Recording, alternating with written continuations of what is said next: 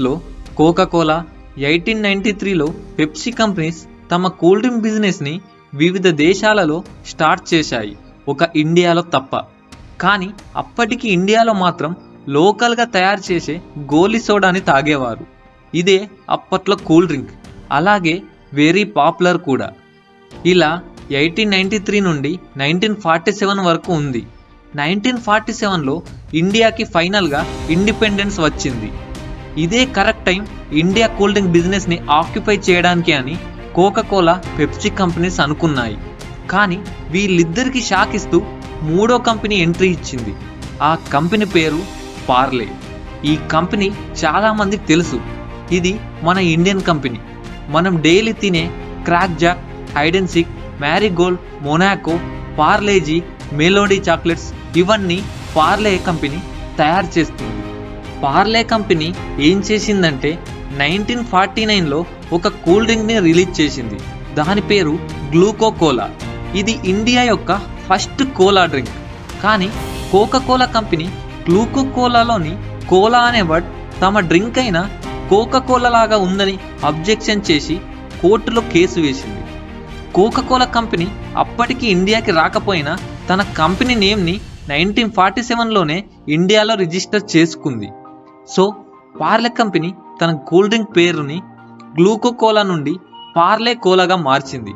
అయినా కూడా Coca-Cola objection చేసింది, కోలా పేరు తీసేయాలని. ఇలా 2 years వరకు జరిగింది. చివరికి పార్లే కంపెనీ పార్లే కోలాని 1951లో డిస్కంటిన్యూ చేసింది. పార్లే కోలాని డిస్కంటిన్యూ చేయగానే కాంపిటీటర్స్ ఎవరూ లేకపోవడంతో అమెరికా కంపెనీస్ అయిన కోకా-కోలా, పెప్సీ ఇండియాలో బిజినెస్ని ఈజీగా స్టార్ట్ చేసి తమ కోలా డ్రింక్ని అమ్మడం స్టార్ట్ చేశాయి. అలాగే పార్లే కంపెనీ కూడా వెనకడుగు వేయలేదు. 1952లో ఒక ఆరెంజ్ డ్రింక్ని పార్లే కంపెనీ ఇంట్రడ్యూస్ చేసింది. దాని పేరు గోల్డ్ స్పాట్. ఈ డ్రింక్ చాలా త్వరగా సక్సెస్ అయింది. చిన్న పిల్లల డ్రింక్గా ఇది చాలా ఫేమస్. కోకా-కోలా కూడా యాడ్స్ క్యాంపెయిన్స్తో బాగానే సక్సెస్ అయింది. కానీ పెప్సీ అనుకున్నంత సక్సెస్ అవ్వలేదు. చాలా పూర్ సేల్స్ జరగడం వల్ల పెప్సీ ఇండియాలో తన కంపెనీని షట్ డౌన్ చేసి వెళ్ళిపోయింది. ఇప్పుడు ఇండియన్ మార్కెట్లో కోకా-కోలా, పార్లే కంపెనీస్ మాత్రం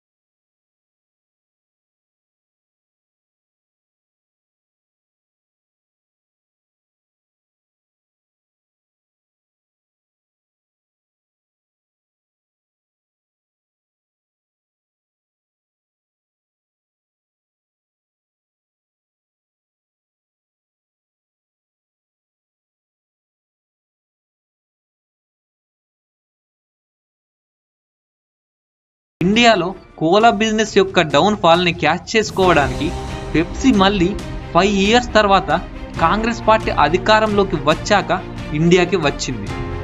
ఇండియాకి వచ్చాక పెప్సీ లెహర్ అనే కూల్ డ్రింక్ని రిలీజ్ చేసింది.